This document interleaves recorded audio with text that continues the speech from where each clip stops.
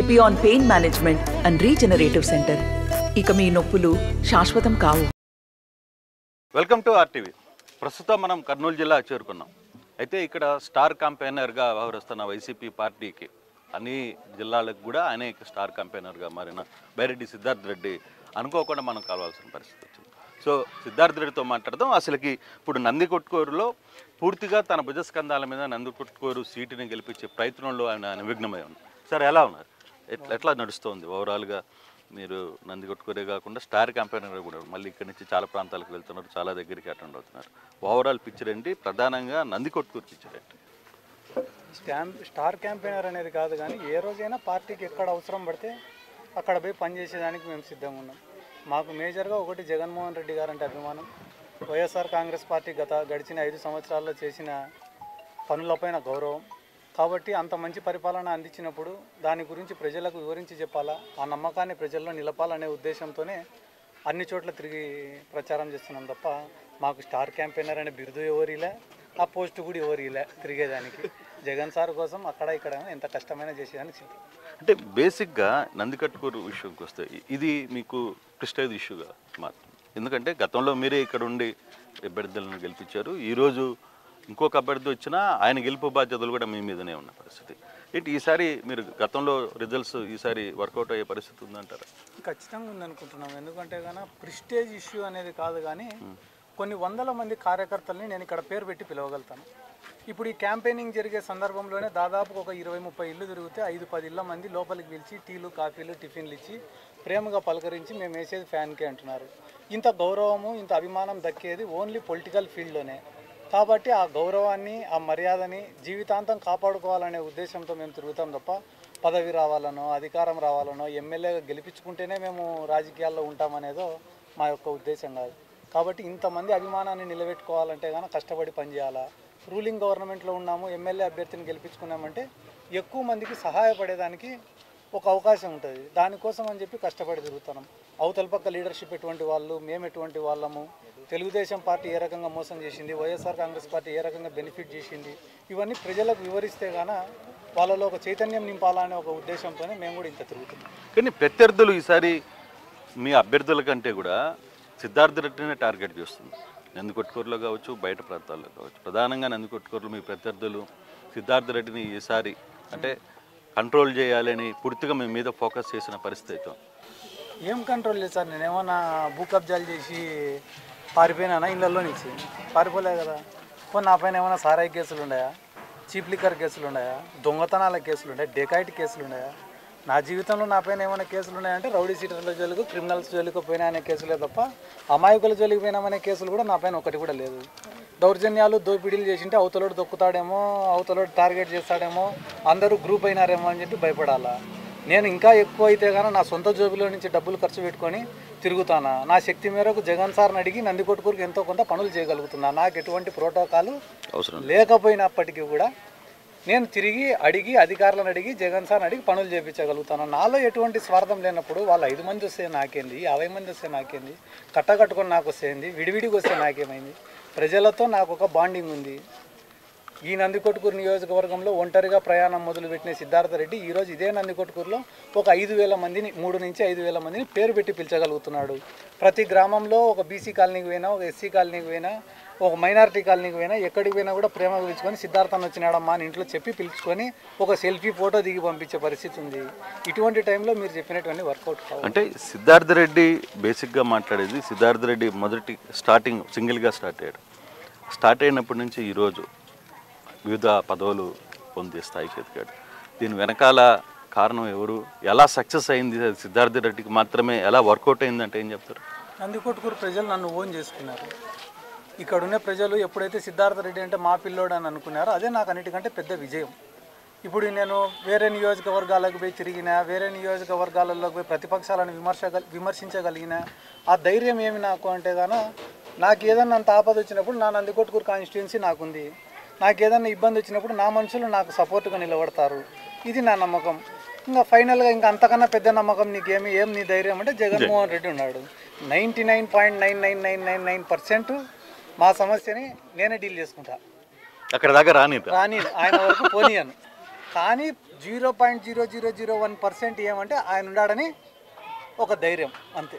ఆ నమ్మకమే ఇప్పుడు దాకా మిమ్మల్ని ఈ స్థాయికి తీసుకుని వచ్చింది. అంతే. కానీ సిద్ధార్థ రెడ్డి కేవలం ఇతరుల కోసం ఇతరుల ఎమ్మెల్యేలను చేయడానికి మాత్రమే పనికొస్తున్నాడు. కానీ అధ్యక్ష అనే ఎప్పుడు సిద్ధార్థ రెడ్డి ఎప్పుడు ప్రకటిస్తాడు? ఇప్పుడు తెలిసి తెలియని నాకు ఎమ్మెల్యే కావాలనుకునే నాకు తెలిసినంత వరకు నాకైతే పెద్ద పని కాదు. నేను ఎమ్మెల్యే కావాలా ఖచ్చితంగా, ఎంపీ కావాలా ఖచ్చితంగా, ఇంకొకటి కావాలా అని అనుకుంటే కానీ అనుకోవడం ఆలస్యం. ఇంతమంది ప్రజల సపోర్ట్ ఉంది, ఇంతమంది క్యాడర్ ఉంది, నాకేం పెద్ద. కానీ చిన్నతనంలో తెలిసి తెలియని వయసులో రాజకీయాల్లోకి రావడము, అనుకోని పరిస్థితుల్లో కొన్ని తప్పులు చేసినాము, కొన్ని చోట్ల తప్పుడు మార్గాల్లో నడిచినాము, కొన్ని తెలిసి తెలియని వయసులో. దాంతో నేను సాధ్యమైనంత వరకు నా భుజాలపైన బాధ్యత ఎత్తుకునేదానికన్నా కూడా ఎవరైనా ఎత్తుకుంటే వాళ్ళకి వెనకపక్క సపోర్ట్గా ఉండాలనేదే మేజర్ రోల్. అంటే ఇంకొక 5 సంవత్సరాలు 6 సంవత్సరాలు ఇంకా నన్ను నేను ప్రూవ్ చేసుకొని ఇంకా ప్రజలకు ఎక్కువ ఉపయోగపడి ఎక్కువ పనులు చేసి నాకు నేను సరే ఇది రైట్ టైం, నేను ఎమ్మెల్యేగానో ఎంపీగానో కంటెస్ట్ చేయాలని అనుకొని ఆ టైంలో దిగాలని అనుకుంటున్నా తప్ప ఇంకా దానికి టైం ఉందని అనుకుంటున్నాను. అంటే మిమ్మల్ని మీరు ఆపుకుంటున్నారా లేకపోతే అవకాశాలు రావట్లేదా? అవకాశం కోసం నేను ప్రయత్నం చేయలే అంటున్నా. నన్ను నేను ఆపుకుంటున్న మాట వాస్తవమే, ప్రెసెంట్ వ్యాక్యూమ్ లేని మాట కూడా వాస్తవం. సో అంటే యాక్చువల్గా ఇక్కడ మీరు బైరెడ్డి సిద్ధార్థ కుటుంబంలోనే మీ రాజశేఖర రెడ్డి కూతురు కూడా ఎంపీగా పోటీ చేస్తుంది. ఇక్కడ టీడీపీలో ఒక డిఫరెంట్ కల్చర్ కనపడుతుంది. నేను తిరుగుతుంటాను, ఒకరేమో సింగిల్గా మాకు ఒక వర్గం ఓటేయండి, ఇంకొకరేమో ఇంకో వర్గానికి ఓటేయండి. అది మీకు కొంత అనుకూలించే అంశమే. మరి ఇటువంటి అంశాన్ని ఎలా క్యాప్చర్ చేస్తున్నారు? వాళ్ళ తలనొప్పి మాకు ఎప్పుడు అనవసరమైన సబ్జెక్ట్. వాస్తవానికి అయితే తెలుగుదేశం పార్టీ లీడర్లను చూపించినట్టు నేను గుర్తు కూడా పట్టలేను సగం మందిని. అంటే ఎందుకంటే నాకు తెలియదు వాళ్ళతో నాకు ఎప్పుడు నా కాడికి వచ్చే మనుషులు, నా cadre, YSR Congress party cadre, మా మనుషులు అంతే, మా కుటుంబాలు, మా బంధువులు. నేను వాళ్ళని ఎవరిని మేము ఆలోచన చేయం. వాళ్ళు గుంపులుగా వచ్చినా, అందరు కలిసి వచ్చినా, వాళ్ళల్లో వాళ్ళకు మనస్పర్ధలు ఉన్నాయి, దానివల్ల మాకు ఏదైనా అడ్వాంటేజ్ వస్తుందని మేము ఎప్పుడు ఆలోచన చేయలే. మేమేం చేయాలా? కార్యకర్తల సమావేశాలు పెట్టుకున్నాం, బూత్ కమిటీ సమావేశాలు పెట్టుకున్నాం, ఆత్మీయ సమావేశాలు పెట్టుకున్నాం, మీటింగులు పెట్టుకున్నాం, గడప ప్రోగ్రామ్స్ పెట్టుకున్నాం, ప్రతి విలేజ్ కవర్ చేసినాం. మా కార్యాచరణ ఏందనేది మాత్రమే మాకు ఇంపార్టెంట్ తప్ప అవతలడి వీక్నెస్లో అవతలడి స్ట్రెంత్ పైన మాకు ఎప్పుడు కాన్సన్ట్రేషన్ అనేది ఉండదు. మా వీక్నెస్ ఏంది, మా స్ట్రెంత్ ఏంది, మా బలం ఏంది, మా బలగం ఏంది, మా వ్యూహం ఏందనే దానిపైన మా కాన్సన్ట్రేషన్ ఉండింది తప్ప ఎప్పుడు కూడా మేము అవతలోడు ఏం చేస్తున్నాడు, వాడి కార్యాచరణ ఏందనే దానిపైన లీస్ట్ బాధడు మేము. సిద్ధార్థ్ గతంలో ఇదే నందికొట్కూరికి కొన్ని హామీలు ప్రకటించారు. రోడ్డు విస్తరణలు కావచ్చు, వాటర్ సమస్య కావచ్చు, వీటన్నిటి మీద అవన్నీ ఇంకా సక్సెస్ఫుల్గా పూర్తి కాలేదు. ఈసారి సిద్ధార్థ రెడ్డిని ఖచ్చితంగా ఈ వ్యవహారం మీద ఒత్తిడి రావాలని ప్రజలు అడుగుతున్నారు. ఏమంటారు? ఇప్పుడు మీరు చెప్పిన రోడ్డు విస్తరణ అని అన్నారు. రోడ్డు విస్తరణ ఆ రోజు నందికొట్కూరులో ఉన్న షాప్ యాజమాన్యాలందరినీ భయపించి బెదిరించి రోడ్డు వైడనింగ్ చేసినారు.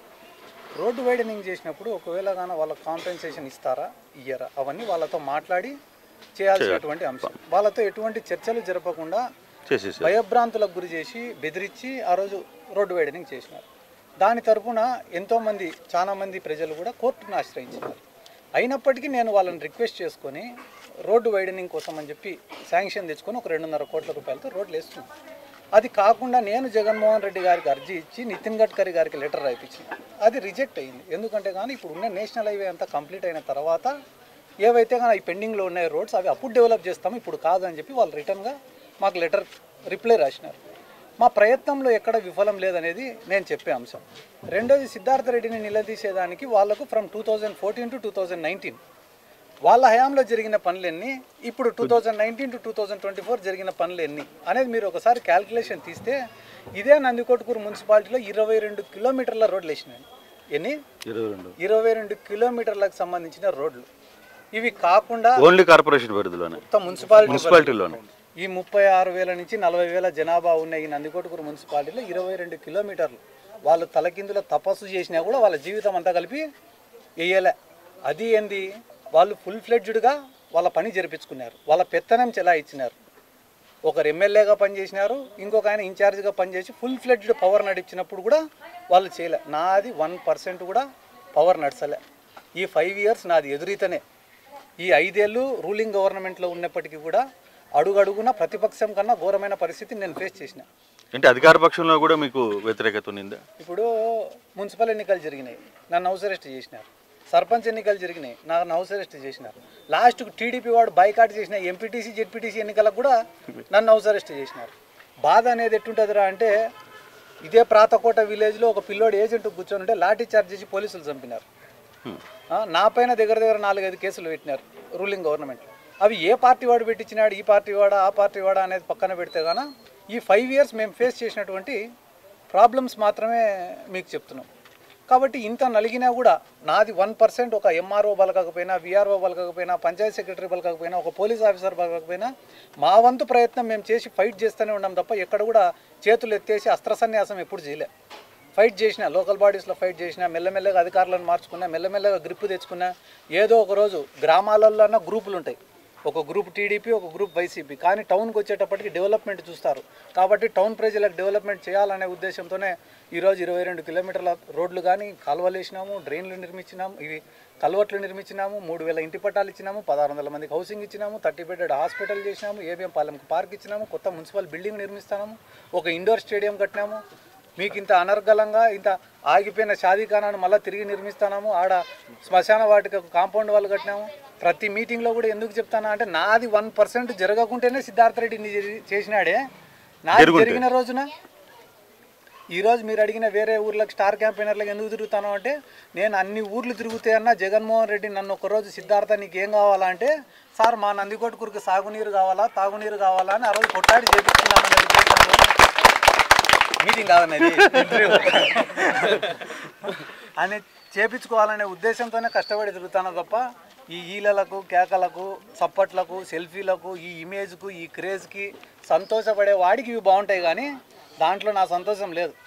ఎవరైనా కూడా ఇప్పుడు వచ్చి ఇట్లనే ప్రచారానికి వచ్చినప్పుడు ఒక ఇంట్లోకి పోతే కానీ నాకు బిల్డింగ్ వచ్చింది బాబు నువ్వే ఇప్పించినది, బాబు నాకు పింఛన్ వచ్చింది నువ్వే ఇప్పించినది, బాబు మా పొలాలకు నీళ్లు వారినాయి అది నువ్వే లిఫ్ట్ ఇరిగేషన్ శాంక్షన్ చేయించినది, ఇట్లాంటి మాటలు మాట్లాడితే దాంట్లో నా సాటిస్ఫాక్షన్ ఉంది తప్ప మీరు చెప్పినటువంటి స్టార్ క్యాంపెయినర్ అనే పదంలో నాకు తృప్తి లేదు. ముఖ్యమంత్రి గారు ఎందుకు మరి సిద్ధార్థని ఇంత చేస్తున్నా ముఖ్యమంత్రి గారు ఎందుకు పిలిచి సిద్ధార్థ్ ఏంటి నీ ఆలోచన ఏంటి, ఏం చేయాలనుకుంటున్నావు అనే మాట ఎందుకు అడగలేకపోయారు? ఇప్పుడు దేనికైనా కూడా ఒక టైం వస్తుంది.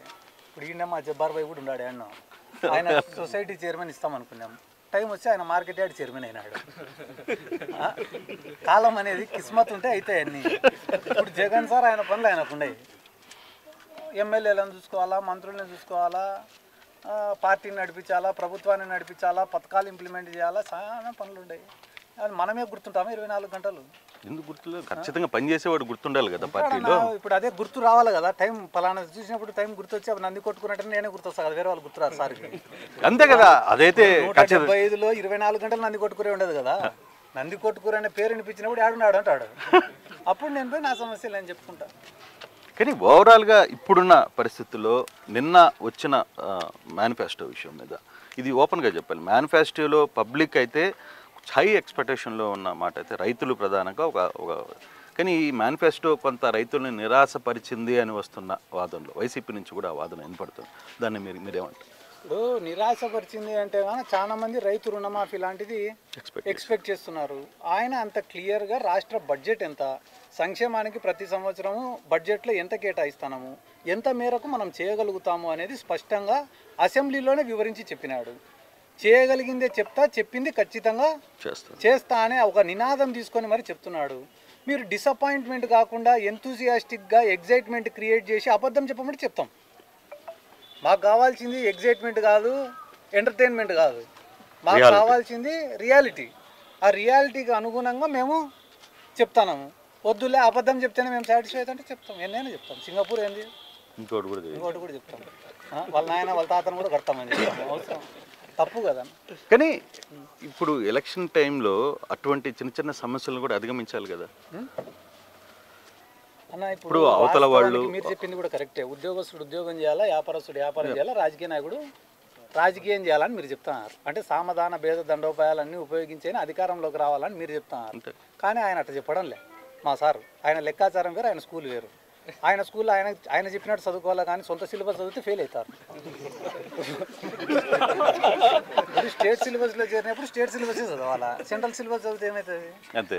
ఈడ జగన్ సారు నాకు రాజకీయం కన్నా ఇచ్చిన మాటను నిలబెట్టుకోవడం ముఖ్యము అంటున్నాడు, విశ్వసనీయత ముఖ్యము అంటున్నాడు. దానికి ఇంకా ఉన్నప్పుడు ఆ మాట కట్టుబడి ఉన్నప్పుడు మీరు మళ్ళీ వీళ్ళ అబద్ధమే చెప్పు అంటే కానీ ఈ స్కూల్లో గిట్టుబాటు కాదు. ఆ స్కూల్ మార్చుకోవాల్సిన పరిస్థితి వస్తుంది. స్కూల్ మార్చుకోం మేము.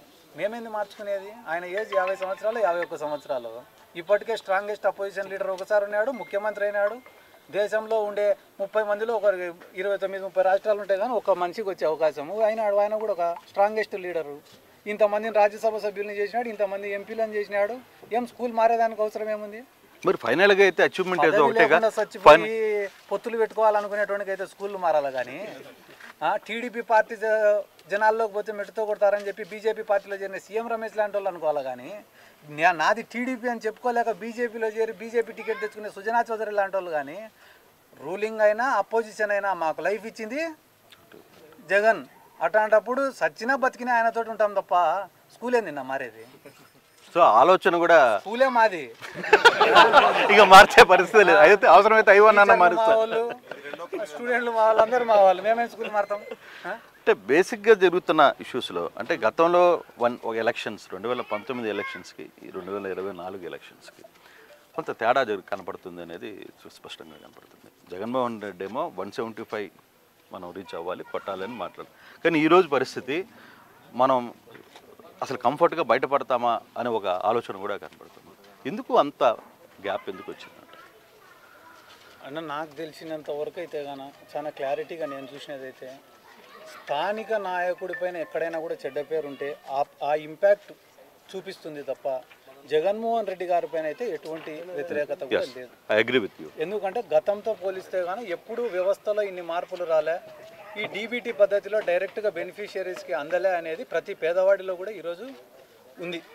కానీ ఇంకా ఎవరైనా స్థానిక నాయకుడు ప్రజలను పట్టించుకోకుండా ప్రజలను ఇడిచిపెట్టి కబ్జాలు చేసుకుంటా దౌర్జన్యాలు చేసుకుంటా అట్లాంటి వాళ్ళు ఎవరైనా ఉంటే అక్కడ ఏ పార్టీకైనా వ్యతిరేకమే ఉంటుంది. అట్లా జరిగిన చోట కూడా ఆయన జగన్ సార్ దృష్టి పెట్టి అభ్యర్థుల్ని కూడా మార్చినాడు. ఎవరు పర్ఫార్మెన్స్ అయితే బాగాలేదో అక్కడ అభ్యర్థుల్ని మార్చినాడు. కాబట్టి కానీ అది కూడా ఒక సమస్య అయిందా? ఇప్పుడు అభ్యర్థులను కూడా మార్చడం, దాదాపుగా 61 మంది సిట్టింగ్ ఎమ్మెల్యేలను మార్చుంటే చిన్న విషయం కాదు అది. అయినా మార్చి ఈరోజు ఎలక్షన్కి తన స్పీడ్ని దూసుకొని పోతున్నాడు. కానీ ఇటువంటి పరిస్థితుల్లో లోకల్గా ఏదైనా సమస్యలు వచ్చే పరిస్థితి ఉందా? ఇప్పుడు మా కాన్స్టిట్యున్సీలో ఇక్కడ యాదవ కమ్యూనిటీ వాళ్ళు ఉన్నారు. మేము ధైర్యంగా పోయి వాళ్ళనే అడుగుతాను. నేను అనిల్ కుమార్ యాదవ్ గారికి ఎంపీ టికెట్ ఇచ్చినాడు, కనిగిరి టికెట్ యాదవ్ కమ్యూనిటీకి ఇచ్చినాడు, ఏలూరు ఎంపీ టికెట్ యాదవ్ కమ్యూనిటీకి ఇచ్చినాడు, మన కందుకూరు టికెట్ యాదవ్ కమ్యూనిటీకి ఇచ్చినాడు. యాదవ సామాజిక వర్గాన్ని గుర్తించి జగన్మోహన్ రెడ్డి గారు ఇన్ని చోట్ల పొలిటికల్గా అకామిడేట్ చేస్తున్నాడు. అట్లా ఒక యాదవులకు కానీ బోయలకు కానీ కురువులకు కానీ బీసీలకు కానీ సెట్టిబల్జలకు కానీ కాపులకు కానీ ఇట్లా ఒక్కొక్క సామాజిక వర్గానికి కూడా పొలిటికల్గా లైఫ్ ఇస్తూ రాజ్యాధికారం వాళ్ళ చేతుల్లో పెడితే వాళ్ళ సమస్యను వాళ్ళే పరిష్కరించుకుంటారనే ఒక సదుద్దేశంతో సోషల్ ఇంజనీరింగ్ చేసినప్పుడు జగన్మోహన్ రెడ్డి గారు మార్పు మంచిదే కదా. ఇప్పుడు ఎక్కడో జగన్ సార్ ఎంపీ టికెట్ ఇస్తే నేను మా వాళ్ళకి చెప్పుకుంటాను, జగన్ సార్ అన్ని కమ్యూనిటీలకు ప్రాధాన్యత ఇస్తున్నారు కాబట్టి మీరు కూడా వైఎస్ఆర్ కాంగ్రెస్ పార్టీకి గట్టిగా పనిచేయండి అని. మార్చిన చోట ప్రాబ్లం అని మీరు అంటున్నారు, ఆడ మార్చినడం వల్ల మేము కూడా బలపడినామని నేను అంటున్నా. సో ఇది వర్కౌట్ అవుతుందని మీరు తిరుగుతున్నారు కాబట్టి, ఒక రాష్ట్రం మొత్తం తిరుగుతున్నారు కాబట్టి మీరు చూస్తున్న అంచనాలు ఈ వర్కౌట్ అవుతుందా? ఈ ప్రయోగం అయితే వర్కౌట్ అయ్యే పరిస్థితి కనబడుతుందా? చరిత్ర సృష్టించాలన్నప్పుడు కొన్ని ధైర్యమైన నిర్ణయాలు తీసుకోవాలి. చరిత్ర సృష్టించాలనుకునేప్పుడు కొంచెం డైనమిక్గా పోవాలి. ఆ డైనమిజంలో భాగంగానే ఈసారి నిర్ణయం తీసుకున్నాడు. 100% గెలుస్తామనే నమ్మకం మాకుంది. ఎందుకంటే ఇన్ని గడపలు మేము తిరిగేటప్పుడు జనాలందరూ కూడా స్థానిక నాయకుడు ఎవరనేది చూసేదానికన్నా కూడా ఎక్కువ first priorities for party, second priority fan cycle అంతే గుర్తులు. అంతకుమించి స్థానిక నాయకుని యొక్క ప్రభావం అయితే దాదాపుగా తగ్గి ఎక్కడైతే కానీ ఇంకా మితిమీరిన కరప్షనో దౌర్జన్యాలు జరిగే చోట స్థానిక నాయకుని చూస్తున్నారు. అంటే జగన్మోహన్ రెడ్డి ఒకవైపు, ముగ్గురు మోడీ, చంద్రబాబు, పవన్ కళ్యాణ్ ఒకవైపు. అంటే ఎలక్షన్ కూడా ఇప్పుడు స్థానికంగా లోకల్ ఎమ్మెల్యే అభ్యర్థులను ఎవరిని పెద్ద పట్టించుకోవట్లా. జగన్ ఉండాలా, దించేయాలా, లేదు చంద్రబాబు కావాలా, కూటమి కావాలా అనే సబ్జెక్టు మీదనే ఇప్పుడు జరుగుతున్న ఎలక్షన్. సో ఓవరాల్గా చూస్తున్నప్పుడు ఆ సబ్జెక్టు స్థానిక నేతల మధ్య కొంత డిస్టర్బెన్స్ జరిగే పరిస్థితి ఏమైనా కనపడుతుందా? అంటే స్థానిక నేతల మధ్య ఏం డిస్టర్బెన్స్ జరుగుతుంది అంటే ఇష్యూస్లో చాలా ఇష్యూస్ 3-4 పార్టీలకు సంబంధించిన వ్యక్తులు కావచ్చు. అంటే ఇప్పుడు కూటమి తీసుకుందాం. కూటమి తీసుకుంటే అప్పుడు 3 నాయకుల వ్యక్తుల కలవాలి. వాళ్ళ ముగ్గురు కలిస్తే కానీ అక్కడ తన అభ్యర్థిని గెలుపుకోలేని పరిస్థితి. ఇక్కడ మీరేమో ఒంటరిగా పోటీ చేస్తున్న పరిస్థితి. ఇప్పుడు వాళ్ళ కూటమి అనేది it is a big failure కదా పొలిటికల్గా. ఒక్కరికైనా సిద్ధాంతం ఉంది దాంట్లో.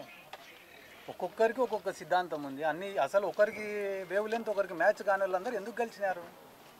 మీరు కూటమి అని అంటున్నారు. 175 నియోజకవర్గాల్లో అభ్యర్థుల్ని పెట్టినప్పుడు జనసేన వాడు నిలబడాలా, బీజేపీ వాడు నిలబడాలా, టీడీపీ వాడు నిలబడాలా. కానీ ఇక్కడ ఏమైంది? బీజేపీలో టీడీపీ వాడే నిలబడినాడు, జనసేనలో టీడీపీ వాడు, టీడీపీలో టీడీపీ వాడే. వాళ్ళిద్దరికి డబ్బులు వారేసినాడు, బిచ్చం మాదిరి 5 సీట్లు వారేసినాడు. మొత్తం కీరోలంతా చంద్రబాబు నాయుడు ప్లే చేస్తున్నాడు. దేనికోసము? అధికార దాహంతో, తిరిగి అధికారంలోకి రావాలనే ఒక ఉద్దేశంతో, ఉన్న కేసుల నుంచి బయటపడాలని. ఆ కేసుల నుంచి బయటపడాలంటే ఒక పెద్ద తలకాయ సపోర్ట్ కావాలని, ఆ పెద్ద తలకాయ నరేంద్ర మోడీ అనే ఉద్దేశంతో పోయి మోడీ కాళ్ళు పట్టుకున్నాడు. మోడీని ఏమేమన్నాడో మీకు తెలీదా? అంటే రాష్ట్ర ప్రజలు ఈ 2 నాలుకల సిద్ధాంతాన్ని ఒప్పుకుంటారని మీరు అనుకుంటున్నారా? పొద్దున్నే మోడీ మంచోడని, మధ్యాహ్నం చెడ్డోడని, పవన్ కళ్యాణ్ పనికిమాలినోడని, లేదు పవన్ కళ్యాణ్ గొప్పోడని, ఒక త్యాగమూర్తి అని, త్యాగశీలి అని, త్యాగరాజ్ అని ఇన్ని పేర్లు పెడితే పబ్లిక్ యాక్సెప్ట్ చేస్తారని మీరు అనుకుంటున్నారా? ప్రత్యేక హోదా ఇయ్యని బీజేపీని, రాష్ట్రానికి నిధులు ఇయ్యని బీజేపీని, పోలవరానికి డబ్బులు ఇయ్యని బీజేపీని, రాష్ట్ర ప్రజలను నట్టేయడం ముంచిన బీజేపీని ఈరోజు రాష్ట్ర ప్రజలు యాక్సెప్ట్ చేస్తారని మీరు అనుకుంటున్నారా? ఇవన్నీ చేయడమే కాకుండా ఇండైరెక్ట్గా షర్మిలకు ఫండింగ్ చేస్తా అనేది తెలుగుదేశం పార్టీ అని చెప్పి మీకు తెలీదా? ఒక రాజకీయంగా ఒక వ్యక్తిని దెబ్బతీసేదానికి, రాజకీయంగా ఎట్టదిరిగి కుర్చీలో కూర్చోవాలని చెప్పి ఇంత నీచమైన రాజకీయం చేస్తుంటే కానీ ప్రజలు దీన్ని గమనించరని మీరు అనుకుంటున్నారా? ప్రజలు మీకన్నా నాకన్నా చాలా తెలివైన వాళ్ళు. తెలంగాణలో ఒక ముఖ్యమంత్రి అభ్యర్థి నిలబడితే కూడా వాళ్ళిద్దరిని కాదని ఒక సామాన్యుడిని గెలిపించినారు. కాబట్టి ఇక్కడ వీళ్ళు ఇంత చీప్ పాలిటిక్స్ చేస్తుంటే దాన్ని గమనించలేని పరిస్థితుల్లో ఆంధ్ర రాష్ట్ర ప్రజలైతే లేరు. అది కనపడుతుంది. ఆ వేవ్ అయితే మీకు అర్థమవుతుంది? నాకన్నా బాగా మీకు అర్థం కావాలంటే బాగా అర్థమవుతుంది లేదు? మీరు మీ అబ్జర్వేషన్లో ఏం జరిగింది? నా అబ్జర్వేషన్లో మాకు తెలిసినంత వరకు అయితే వారు చాలా మటుకు వన్ సైడ్గానే ఉంటుందన్న. మీరు అంటే పోయిన ఎలక్షన్ ఈ ఎలక్షన్ ఒకటే మాదిరి ఉండదు కదా. అంటే లాస్ట్ టైం సింపతితో సహా యాంటీ చంద్రబాబు నాయుడు సింపతి అన్ని ఏ రకంగా జగన్మోహన్ రెడ్డి గారికి ఒక అవకాశం ఇవ్వాలని అన్ని ఫ్యాక్టర్స్ ఎట్లా జగన్ సార్ కలిసి వచ్చినాయో, ఈసారి గవర్నమెంట్ ఉన్నప్పుడు ఆటోమేటిక్గా యాంటీ గవర్నమెంట్ అనేది కొంత ఉంటుంది. ఆ యాంటీ గవర్నమెంట్ని అధిగమించే రీతిలో మా దగ్గర బెనిఫిషియర్స్ ఉన్నారు, లబ్ధిదారులు. ఒక్కొక్క నియోజకవర్గంలో లబ్ధిదారుల యొక్క సంఖ్య మీరు చూడండి. మా నందికొట్కూరు కాన్స్టిట్యున్సీలోనే మల్టిపుల్ బెనిఫిషియరీస్ దాదాపుగా 1,88,000 మంది ఉన్నారు. 1.88 to 1.91 మధ్యలో ఎక్కడో కొంచెం తేడా. అంతమంది బెనిఫిషియరీస్ ఉన్నప్పుడు మేము పోయి అడుగుతున్నాము, ఏమ్మా రేపు చంద్రబాబు నాయుడుకు ఓటు వేసినారంటే మీకు వాలంటీర్ వ్యవస్థ ఉండదు. ఓన్లీ సంక్షేమమే చెప్తున్నారు, అభివృద్ధి కూడా ఇంపార్టెంట్ కదా, పార్ట్ ఆఫ్ ద ఇది కదా. నందికొట్కూరు గురించి మీకు 22 కిలోమీటర్లు అనేది సంక్షేమం, అది రోడ్డు సంక్షేమంలో భాగం కాదు కదన్నా. ఒక్కొక్క నియోజకవర్గంలో మీరు డోన్కు పోండి, డోన్లో డెవలప్మెంటే జరగలేదా? నిన్న ఎవరో మాట్లాడుతున్నారు, డోన్లో ఏముంది, ఏం డెవలప్మెంట్ లేదు, డోన్లోనే డెవలప్మెంట్ లేదంటే ఇంకా వాడేమో కాళ్ళల్లో సీసం పోసుకొని. ఒక్కసారి నాకు తెలిసి అయితే బుగ్గన రాజేంద్రనాథ్ రెడ్డి గారి జీవితం ధన్యం అయిపోయినట్టునే. డోన్ నియోజకవర్గం బతుకునే రోజులు బుగ్గన రాజేంద్రనాథ్ రెడ్డి గారు నిలబడిపోయింటాడు. ఎందుకురా అంటే అంత డెవలప్మెంట్ ఒక మనిషికి ఇంక అంతకన్నా ఏం కావాలన్నా. ఆయన అంత డెవలప్మెంట్ కానీ మేము చేసుకొని ఉంటే కానీ రేపే ఆ దేవుడు వచ్చి నీకు ఎల్లుండి సావురా అని సంతోషంగా చచ్చిపోతాం. అంత డెవలప్మెంట్ ఉత్త డెవలప్మెంట్ చేస్తే అయిపోతుంది అంటే ఆ డోన్కు సంక్షేమం ఆల్రెడీ జగన్ సారు ఇచ్చేసినాడు. కాబట్టి మాట విమర్శలు ఏముందన్న, ఎలక్షన్లు వచ్చినప్పుడు ఎవడైనా విమర్శిస్తాడు. ఏ కాన్స్టిట్యున్సీ డెవలప్ కాదు, ఎందుకు కాదు? కానీ ఇదే సిద్ధార్థ రెడ్డి విషయంలో కర్నూలు జిల్లాలో కొంతమంది సీనియర్ నేతలు అడ్డుకునే ప్రయత్నం, తొక్కాలనే ప్రయత్నం చాలా సీరియస్గా జరుగుతుంది. వాస్తవం అంటారు. మీకు ఉద్యోగం చెప్తా వింటారా? ఎలక్షన్లు దగ్గరకు వచ్చినాక ఎవరి వానికి చాలా బరువు అవుతుంది. ఒకటి దొక్కేది ఇంకా వాడికి అడుక్కునే లోపల తెల్లారిపోతుంది. ఎవరిది వాళ్ళకు చాలా బరువు అవుతుంది. కానీ ఏమంటే నేను ఫైట్ చేసిందంతా ఒకటే కాజే. నేను వైఎస్ఆర్ కాంగ్రెస్ పార్టీలో ఉండా, నా వెంట తిరిగిన వాళ్ళు నిజాయితీగా వైఎస్ఆర్ కాంగ్రెస్ పార్టీ కోసం కష్టపడినారు.